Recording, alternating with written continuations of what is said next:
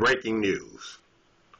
A 7.2 earthquake has struck eastern Turkey, making it the most powerful earthquake to hit the country in 10 years. The Deputy Prime Minister says the earthquake in eastern Turkey has collapsed around 45 buildings.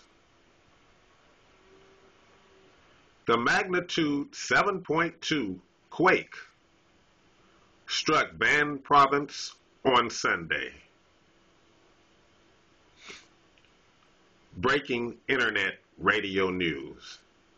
A 7.2 earthquake has struck eastern Turkey today. You hear it here first. Internet radio news.